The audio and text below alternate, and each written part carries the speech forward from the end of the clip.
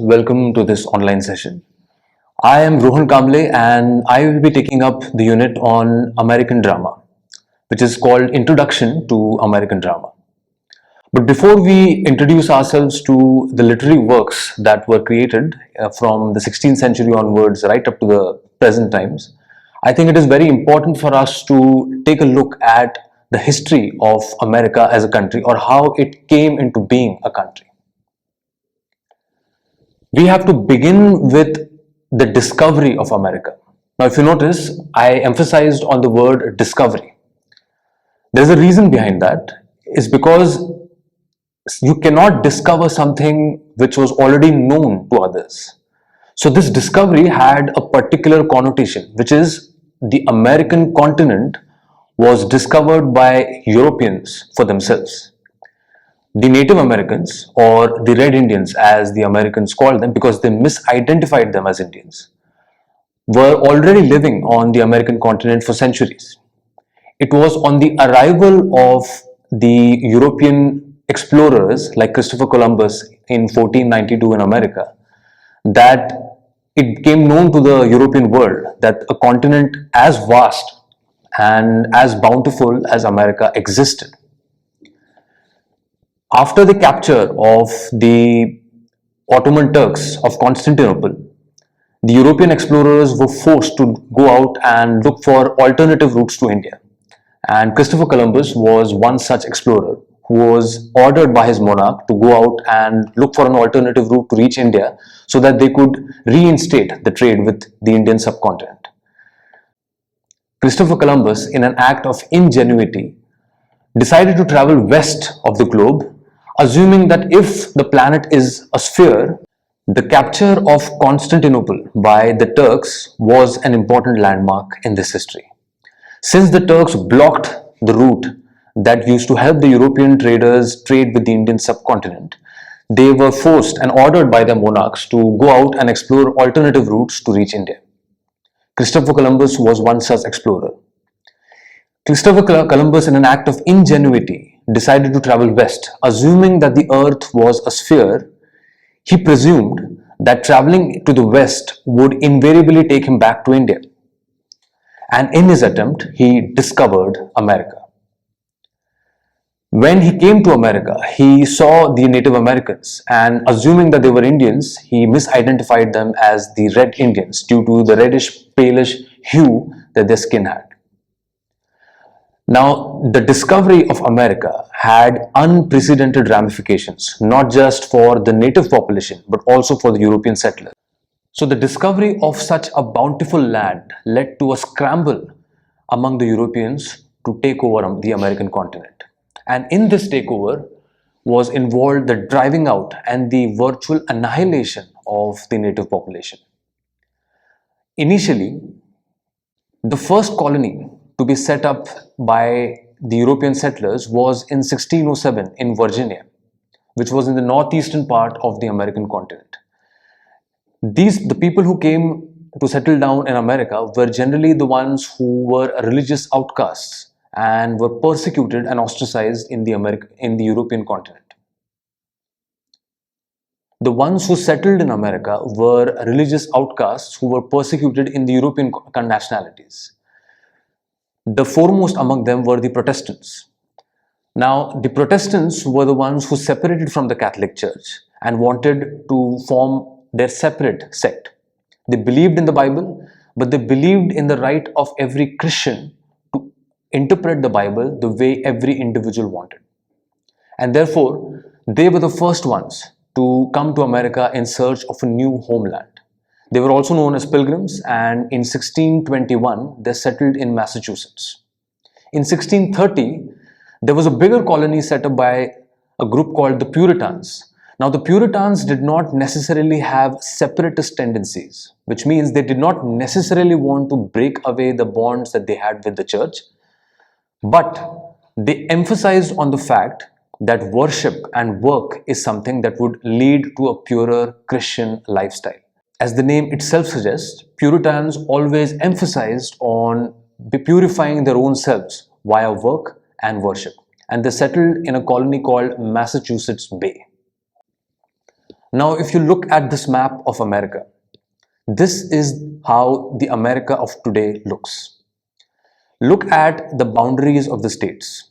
Look at how every state looks almost like a geometric figure. If you look at the northeastern part of the American states, they seem much more organically formed.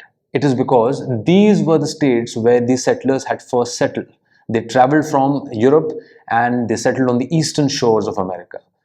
Boston was once such an important city, and the famous MIT Institute, Massachusetts Institute of Technology, exists today in Boston.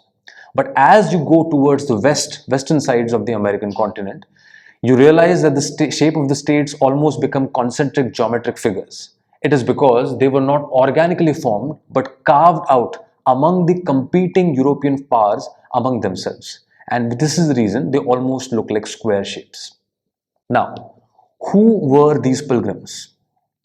As the name suggests, the pilgrims, the name itself has a religious connotation. The pilgrims were someone who were out on a holy journey to a land that they did not know of, but to a land that they had heard of, and to a land that they assumed or hoped would free them from the burdens that they had to face, the persecution that they had to face in their homelands. They were Protestants by faith. The word Protestant in itself includes the word protest, and the Roman Catholic Church is the foremost authority for Catholics all over the world. But the Protestants, during the Reformation period, they separated from the Catholic Church to form a sect of their own. And they believed the right of every Christian to interpret and understand the Bible in his or her own way. As the Protestants in most European countries were persecuted, England being an exception, they thrived and they arrived on the American shores in huge numbers. And they arrived on a ship called the Mayflower. The Puritans, on the other hand, had a slightly different emphasis of religion. They wanted the English Reformation to reach its logical extension, which is they wanted the English Reformation to completely purify the church from within. They believed in the church orthodoxy. Nevertheless, they did not believe in the hierarchical church structure, and there were certain theological differences with the Catholics which led the Puritans to separate themselves. Nevertheless, they continued to hold on to their bonds with the Christian religion. The Puritans used to refer to the American city or the American country in their imagination as the city on a hill, as if a community which was being persecuted could only seek refuge in America. America could be their savior. America could be a source of succor in times of persecution. And that was the metaphor that America invariably ended up becoming for the Puritans. Now, by the 18th century, that is almost by 1733, there were almost 13 colonies that had been established. And it is important to understand the power struggle that ensued and who managed to reach out on top as far as the different nationalities that were competing with each other. Britain and France fought a 7 year war which went on from 1756 to 1763. Britain emerged victorious and managed to dominate most parts of Northern America. Spain took control of most parts of Southern America, and Portugal seized Brazil. You see the reflections of the cultural antecedents of these countries even today. Now, what happened to the native population? What happened to them once the American continents were colonized by the Europeans? The native population, or the Native Americans as they are called today, were constantly engaged in a fierce struggle for land, for resources with the outsiders, that is the European settlers. But since the Europeans were far more technologically advanced, they always had an upper hand. But the Native Americans, on the other hand, had to face another problem, and that was the diseases that were brought to the American continent by the Europeans. Cholera, malaria being the two most important. Smallpox was another disease which virtually wiped out the Native American population, which stands true to this day. The Native American population is almost non-existent as far as the numbers are concerned in today's America. Now, it had been almost more than a century that the settlers had settled down in the American continent. They had formed their own institutions, they had formed their own ways of life, but the reality of the matter was that they were ultimately being ruled by Britain. As far as the North American part of the country is concerned, the British Parliament had sovereign authority over North American colonies, and that is how they were referred to as a colony. The taxes that were imposed on the colonies by the British Parliament were imposed in order to compensate for the economic loss that Britain had to suffer in the 7 Years' War against France. Although the demands seemed legitimate, it stifled the demands, it stifled the lifestyle that the Americans wanted to live. They gradually ended up identifying themselves as not British, but as someone who was separate from the British. Gradually, an American identity developed over a period of years. Due to the oppressive regimes, the oppressive taxes imposed by the British, there was a growing amount of dissatisfaction that led to the famous demand among the Americans: no taxation without representation. This was the clarion call for democracy to be instituted for those colonies in the American continent. The principle was established, or at least demanded, that Europe or the British Parliament had no right to rule over the American colonies without the consent of those that they were claiming to govern. And that led to some of the famous incidents which we have learned in school as well. If you remember your American independence, the famous or the infamous, depending on how you look at it, the Boston Tea Party. As a great exorbitant amount of tax was imposed on tea, a group called Sons of Liberty threw cargoes of tea into the sea, into the Boston River, and that came to be known as the Boston Tea Party. That eventually led to the formation of the Continental Congress, which was a unified forum for the 13 colonies to put forward their demand and, if the situation demanded, to fight and resist British occupation. By 1776, one of the most famous documents of the world was written by this Continental Congress, and that document was known as the Declaration of Independence. It was authored by many, primarily by Thomas Jefferson. The Declaration of Independence, in brief, declared it to the world, to themselves, and primarily to the British, that the British had no right to rule over the American continent without the consent of the governed, and it was not just a right but a moral that America invariably ended up becoming for the Puritans. By 1781, after a long fraught battle under the leadership of George Washington, who ended up becoming the first president of America, with the British, in 1781, finally, the British Parliament had to relent and give up their claim on the American colonies, and America, on 4th July, gained its independence. After independence, America continued to expand towards the west. If you remember the map that I just showed you, the westward expansion was man-made.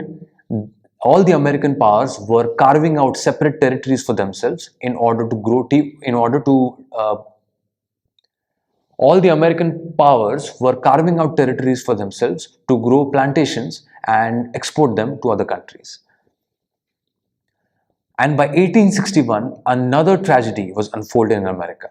Despite the Declaration of Independence, despite the grand promises that were made in the Declaration of Independence as far as the civil liberties of human beings were concerned, 3 million Africans were enslaved.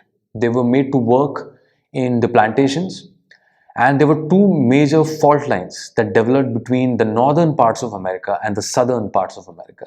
And those two major fault lines were related to slavery, the institution of slavery, and to the issue of federalism.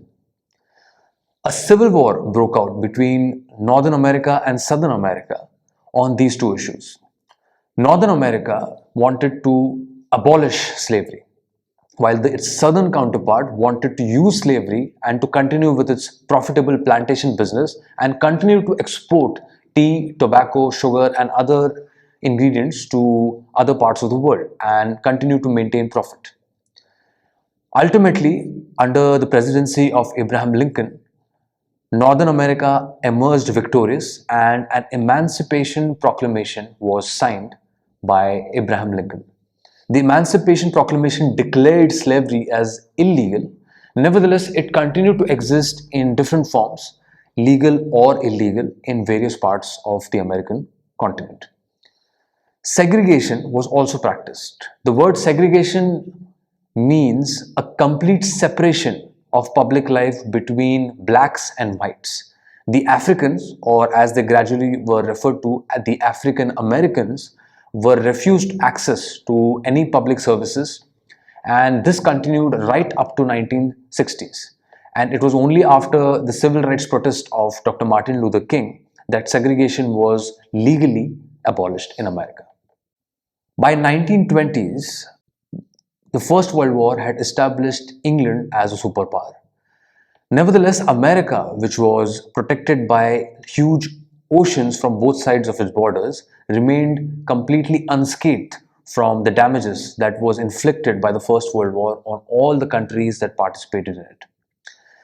The phase of the first half of the 20th century in American history is known as Roaring Twenties. Roaring Twenties because America, or the American economy, culturally and economically roared throughout the 20s. The economic boom that the American continent witnessed was unparalleled in the history of any country on the planet. There was a cultural renaissance. As far as the film industry was concerned, Hollywood came on top as a powerhouse of cinema. But racism continued unabated. It intensified in various parts of the country. As far as music was concerned, the African Americans made great contribution to the musical renaissance, to the musical development of America in the 1920s. Now that we've reached the Roaring Twenties, this becomes important. Since the two plays that are part of the syllabus, Hairy Ape by Ionesco and Death of a Salesman by Arthur Miller, are part of the era that begins from this point onwards. It was important to go on a journey of how the American nation was formed and how it came to being as the superpower that it is today, in order to understand the cultural foundations that led to Ionesco and Arthur Miller writing the plays that they did. As far as the 20s were concerned, the American economy boomed and roared like never before. But then all of this ended in the late 20s with an event called the Great Depression. The Great Depression ruined the progress that was made by the American economy. The demand suddenly fell as there was huge production. All the American manufacturing units were firing on all cylinders and they overproduced, because of which there was a drastic fall in demand, and therefore there was a drastic fall in the prices of commodities as well. Ironically, an event like the Second World War saved America from the Great Depression. Now you may ask, how could a catastrophic event like the Second World War save the economy of a country? The Second World War, which was fought between the Allied and the Axis powers, the Allied powers being England, France and Russia, and the Axis powers includes Germany, Japan and Italy. Between Allied powers and the Axis powers, they dragged all the colonies that they ruled over, including India, into the Second World War. America was the only country, or perhaps the only major country at that time, which was either not involved in the Second World War directly, at least in the initial stages, and was not ruled by a foreign power. The Second World War created a huge demand for food products, for clothing, for animals, and also for arms and ammunition. And this is where America entered the playing field. The demand for ammunition is what fueled the demand in the American economy and dragged it out of the throes of the Great Depression. The American economy flourished because of the demand that the Second World War had created. The destruction that raged across the European continent, across Asia, across the world, managed to bring prosperity back to America. America stayed away from the war as much as it could and only entered the war once its territory was attacked by Japan, and the territory which was attacked was known as Pearl Harbor, which forced America to enter the war and end it conclusively. America reaped all the benefits of the war and managed to escape unscathed. After the Second World War, the world equation, the power equations between the countries had completely changed. America and the USSR, or the United States of Soviet Russia, emerged as the two new powers in the world. The European countries took a backseat. They focused on reconstructing themselves across the world, while America and Russia were engaged in what we know as the Cold War. The Cold War ended in 1989 after the fall of Soviet Russia, and as we know the world today, America is an unchallenged power that exists. Perhaps the only country that comes closest to challenge America is China. The Cold War was not just a war of political power, but it was also an ideological battle that was being fought between two phases of the world. America, which stood for capitalism, America, which stood for free market, America, which purportedly stood for democracy, and the USSR, which stood for socialism or communism. The USSR, which stood for welfare schemes, the USSR, which stood for communism and the rule of the state and dictatorship. Culturally, the political victory of America also ensured the ideological victory of all the ideas that America stands for. And today, the only country that perhaps seems to challenge America is the People's Republic of China. In the next session, we will take a look at how the unfolding of American drama was invariably influenced by the political events that were taking place on the larger landscape and the process of America becoming a nation.